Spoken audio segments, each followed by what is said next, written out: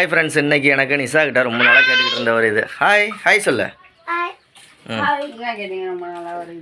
இது கேட்டுக்கிட்டு இருந்தேன். அது என்னன்னா நீர் உருண்டை. நீங்களாம் சாப்பிட்ருப்பீங்களா என்னன்னு தெரியாது. கோழி உருண்டை இல்லை, நீர் உருண்டை. எனக்கு ரொம்ப ரொம்ப பிடிக்கும். எங்கள் அம்மா சின்ன பிள்ளையில செஞ்சு தரோம். ரொம்ப நாள் கழிச்சு சாப்பிட்றேன். இது சாப்பிட்டே நான் வந்து ஒரு ஆமாம். நீர் உருண்டைக்கு வந்து இங்கே பாருங்கள், தேங்காய் சட்னி இருக்குது. பத்தாவதுக்கு எங்கள் வீட்டில் சாம்பாரும் வச்சுருக்கு. இன்றைக்கி கீரை சாம்பார். ரெண்டையும் போட்டு அடித்தோம்னா ஒன்று சாப்பிட்டு பாரு.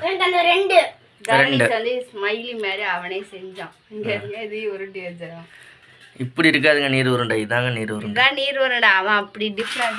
இட்லி பானையில் வச்சு அவிச்சோம்னா செம்ம டேஸ்ட்டாக இருக்கும். பச்சை மிளகா, இந்த இதெல்லாம் கருவேப்பிலை, இந்த இதெல்லாம் கொத்தமல்லி, அது கொஞ்சம் சட்னி. தனியாக ஊற்று கொஞ்சம்.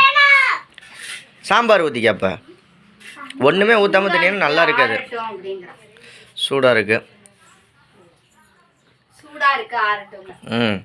சரி.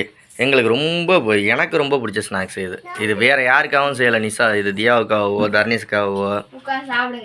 சரி, நான் உட்காந்து சாப்பிட்றேன். ஓகே, எப்படி இருக்கு பாப்பா? யாராவது ஒரு ஆள் சாப்பிட்டு டேஸ்ட்டு சொன்னீங்கன்னா நல்லா இருக்கும். நீங்கள் போய் உட்காந்து டேஸ்ட் பார்த்துடலாம்.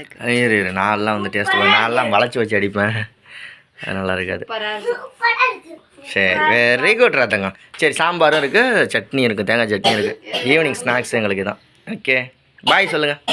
என் பிள்ளைக்கு குறைய வச்சு